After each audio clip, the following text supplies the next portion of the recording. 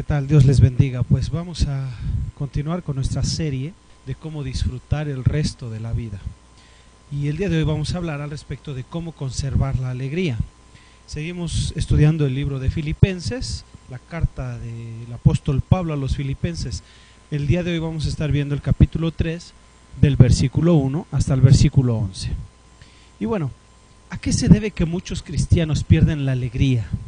Inician de maravilla, llenos de entusiasmo, de amor, y cuando se convierten en cristianos todo es fantástico, pero a medida que pasa el tiempo parece como si tuvieran una fuga por la que se les va la alegría, y nos encontramos cristianos hablando entre dientes a lo largo de la vida, en la que parece no haber verdadera felicidad. Hay cientos de motivos por los que no disfrutamos la alegría de la vida, detalles que la mutilan, que la cortan. Veamos lo que el apóstol Pablo tiene que decirnos respecto de cómo conservar la alegría. Tema recurrente del libro de Filipenses, en el que Pablo habla en 17 ocasiones diferentes de la alegría. Punto al que vuelve repetidamente diciendo, esta es una buena herramienta. Pablo está preocupado por la alegría de los filipenses y porque ellos no la pierdan. Vean lo que dice el versículo 1. Ahora, hermanos míos, alégrense. Subrayo, alégrense en el Señor. En cuanto a lo que sigue, para mí no es molestia repetirles lo mismo.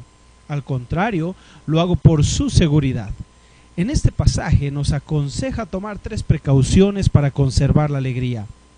Primero, evita las actitudes legalistas.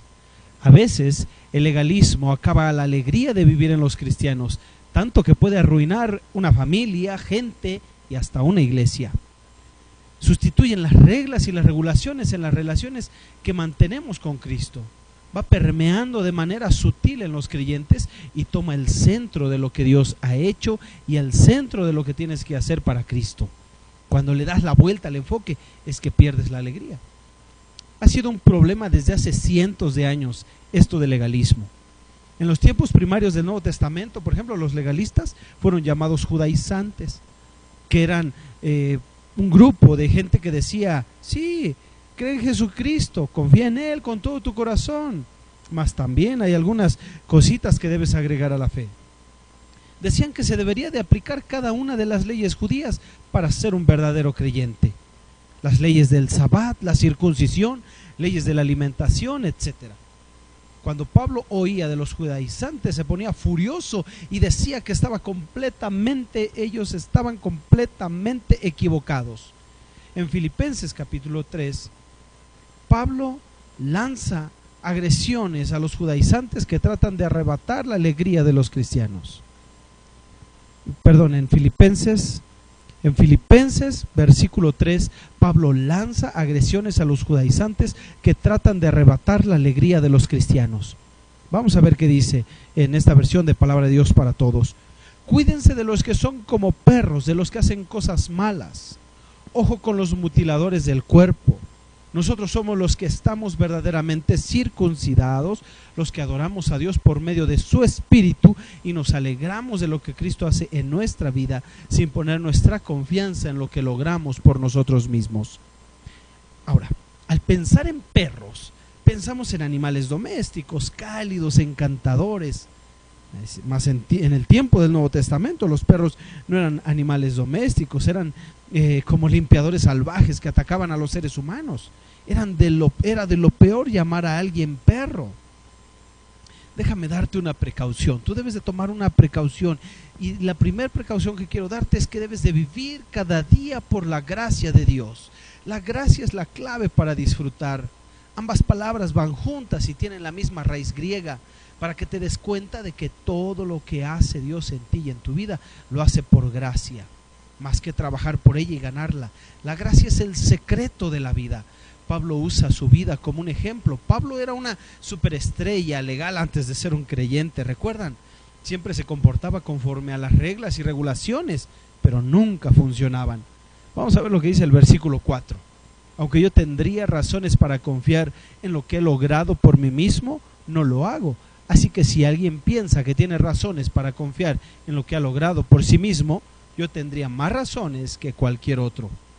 Pablo dice, si usted quiere comparar la lista entre él y usted, pues él era un superlegal, nos da 5 ejemplos de legalismo que podemos aplicar hoy.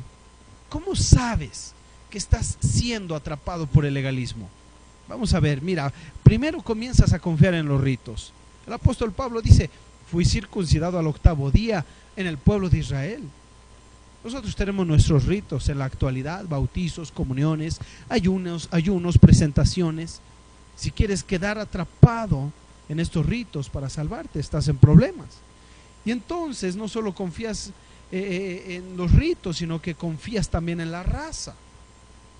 Dice el apóstol Pablo: soy del pueblo de Israel y de la tribu de Benjamín. Benjamín era la tribu más pura. Pablo confiaba en su descendencia.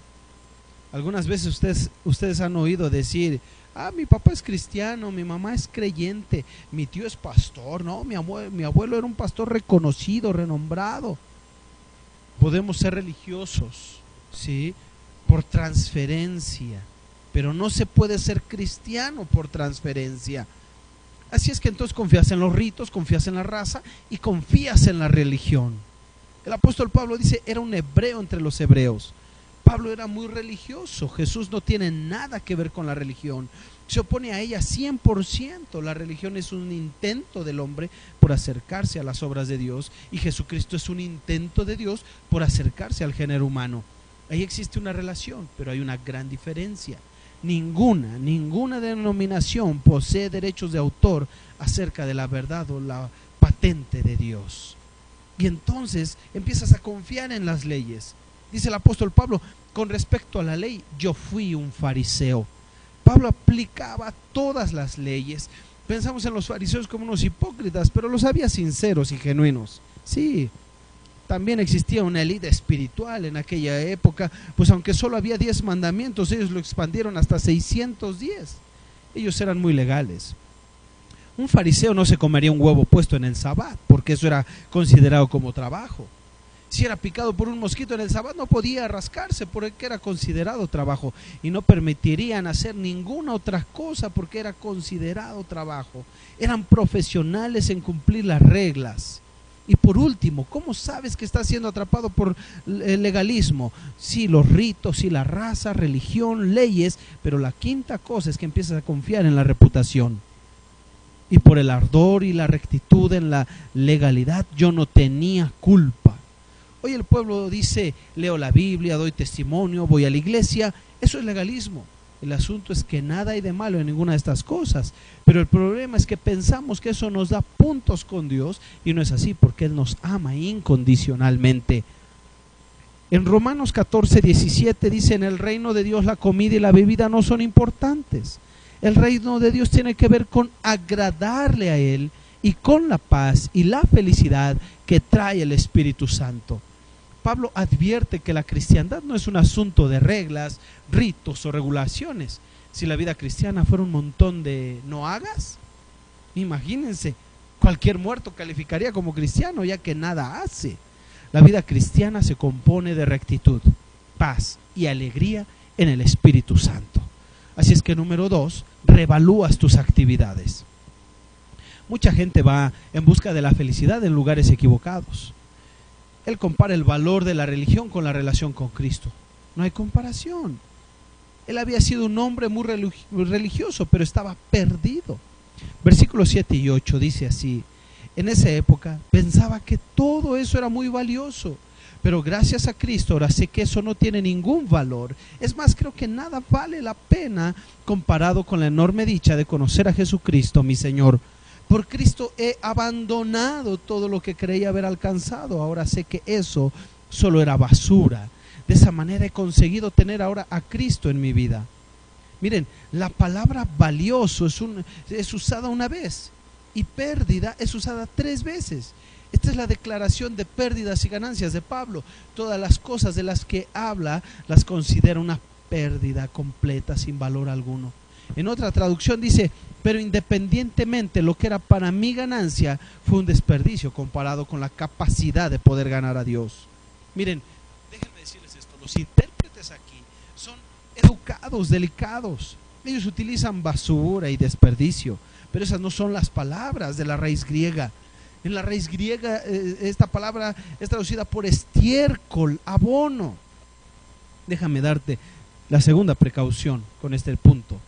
Mantén tus prioridades en la mira. Separa lo que es importante, lo que es ganancia y pérdida. No pierdas la alegría por cosas sin importancia. La razón principal por la que la gente pierde la alegría es porque también confunden sus prioridades. Se involucran demasiado en cosas sin valor alguno. Pablo dice que lo que más importa no es el prestigio, el árbol genealógico, las pertenencias, las posesiones o el poder. Podríamos tenerlo todo y ni así podríamos ser felices. Lucas 12, verso 15 dice: luego Jesús le dijo: aléjense de toda avaricia, porque la vida no depende del tener muchas cosas. En el verso 8, Pablo explica que la vida está hecha de sacrificar unas cosas por otras. Importante lección que debemos aprender en la vida, ¿verdad? Dice que se dio en cosas muy valiosas para ganar en otras más. Abandonó su religión para lograr entablar una relación. Lo diremos una vez más: la causa número uno por la que la gente pierde la alegría de vivir es porque pierde de vista sus prioridades. Temen perderlo todo por poder ser cristianos. Y déjenme decirle que están en lo cierto. Cuando te acercas a Jesucristo, tienes que abandonar todo lo que poseas. De otra manera no serías un verdadero cristiano, porque esto es un compromiso total y nunca tendrás uno mejor. Pablo dijo: lo que tengo ahora vale más que lo que entregué.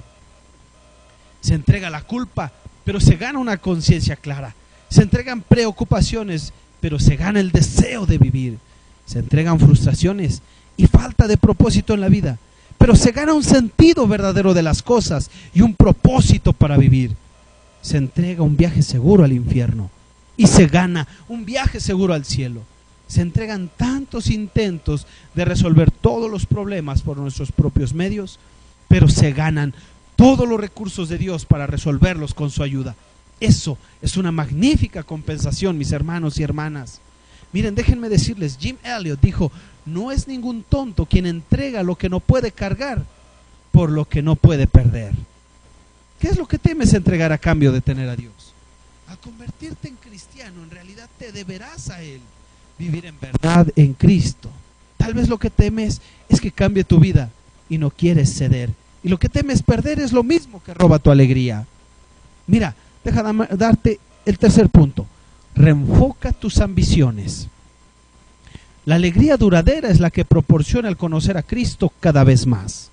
El verso 10 dice: lo que quiero es conocer a Cristo y experimentar el poder de su resurrección. Quiero compartir con Él sus sufrimientos. También quisiera ser como Él en su muerte. Pablo dice que su meta número uno en la vida es conocer a Cristo más y más. ¿Qué también conoces a Jesucristo?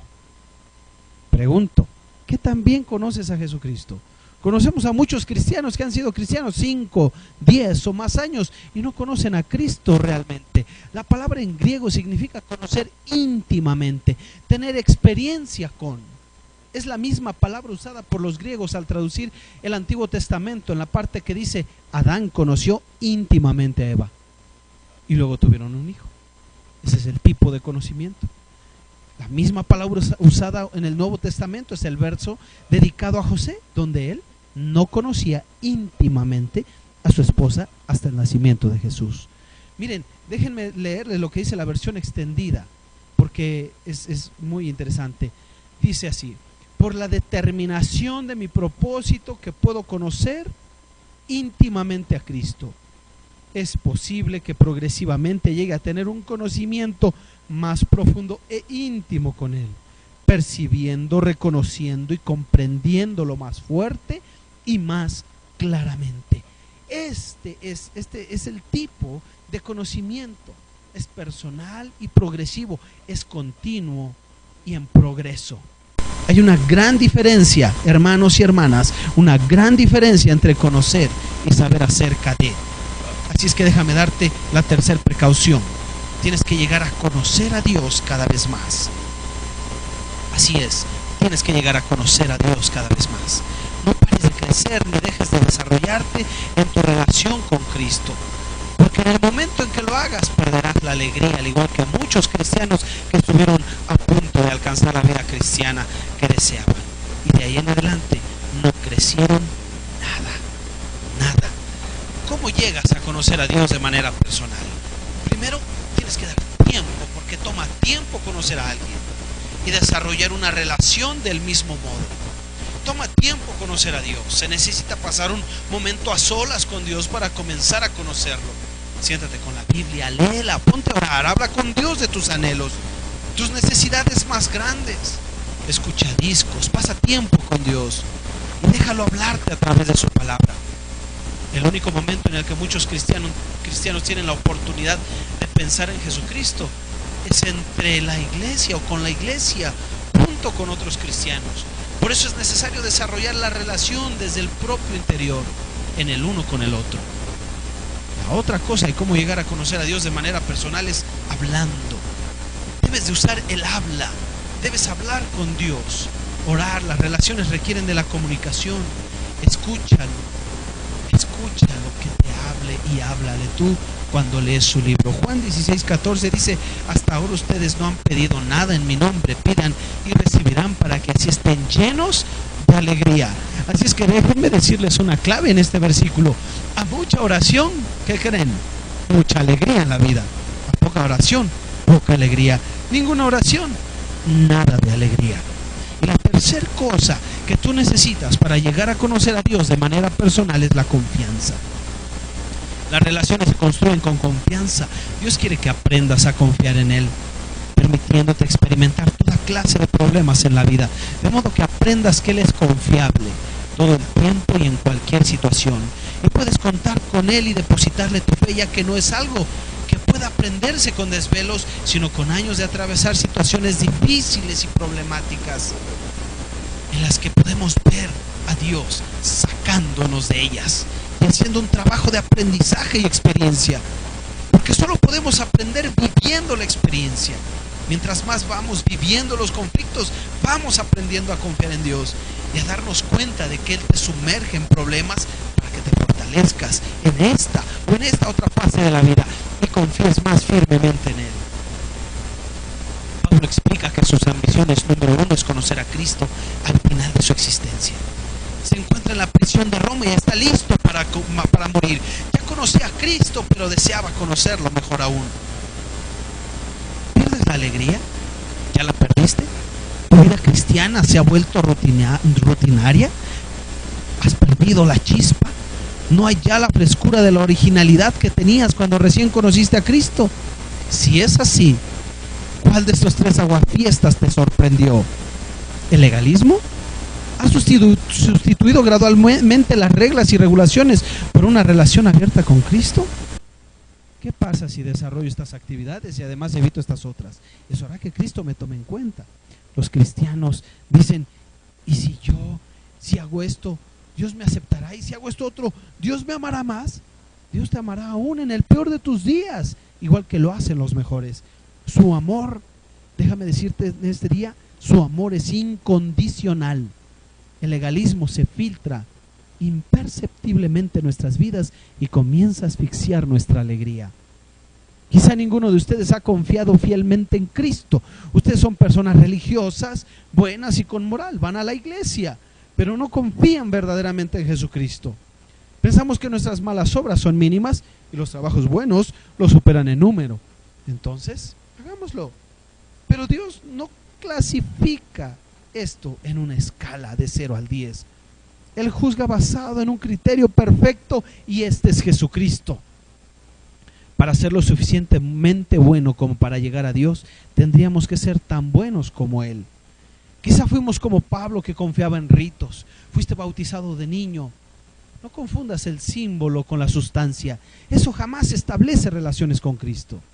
Es posible que nunca hayas confiado en Cristo, ya que eres gente religiosa y confías en la religión por herencia. Y quizá ya confías siguiendo las reglas, pero Pablo dice que en cuanto a conocer a Dios, ninguna de estas cosas cuenta. En todos los logros religiosos que Pablo menciona del verso 4, Dios no es mencionado ni una vez. Se puede ser religioso y no conocer a Cristo. Si tienes religión, pero no mantienes una relación, no tienes cristiandad, tienes iglesiandad. ¿Me explico? Y eso es muy diferente. La respuesta a tus problemas y a los problemas actuales no es la religión, lo es una persona, lo es Jesucristo. El materialismo puede llevarse tu alegría muy lejos. ¿Cómo se ve tu hoja de ganancias y pérdidas espirituales? ¿Cuál es tu motivo para vivir? Mucha gente desperdicia la vida en cosas inútiles. En Hechos capítulo 27 describe la historia de un barco que se hunde lentamente. Para poder salvarse toman la carga y la lanzan por la borda. Esa es una parábola sobre la vida. Todas las cosas que arrastramos por la vida, en algún momento tenemos que dejarlas para tener experiencias y podernos salvar la vida. Déjame preguntarte en este momento, ¿qué necesitas soltar? ¿Qué necesitas dejar en libertad? Una vida sin propósito es una forma de acabar con la chispa de la vida. Tal vez hayas tratado con algo más y no encontraste la felicidad. La gente obtiene alegría en lugares equivocados. La alegría viene del conocimiento de Jesús, que comienza con una decisión al decir: Dios, deseo conocerte de manera personal. ¿Puedes repetir eso conmigo? Dios, deseo conocerte de manera personal. Ponlo como meta en tu vida, el conocer a Jesucristo. Que Dios les bendiga.